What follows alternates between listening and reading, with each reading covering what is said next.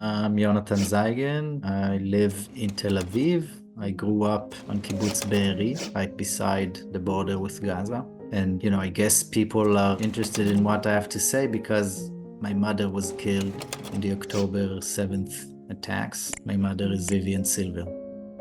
She was pretty extraordinary person in very humble and ordinary skin. She was sensitive and kind and nice, but also in the same time really assertive and ferocious and idealistic and a doer. And she was invested in peace and gender equality and shared society in Israel, and that was what she dedicated her life to, aside from being a wonderful mother.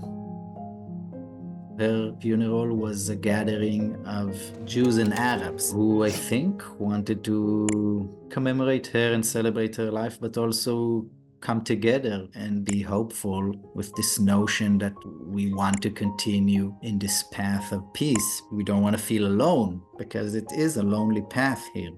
The October 7th attack, although it was so cruel and really devastating, it's part of the context of a prolonged war, of dehumanizing each other for so long, of no viable horizon for life for the Palestinians. And this is what my mother worked all her life to try to prevent. I mean, being a peace activist is not something to save you from being killed in war. It's something to prevent a war from happening and to create a reality where war is not an option.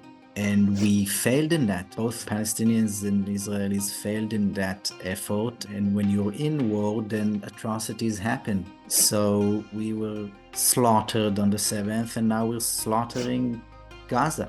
And it will continue to happen unless we change the way we do things. After being an activist in my early 20s, I just started, living a regular life. I had kids and started working and just tried to make myself comfortably numb in this fantasy of a little bourgeois life. And it's something that you have to really hold on to if you want to live here. Or you can face the harsh truth that no life can flourish in a state of conflict.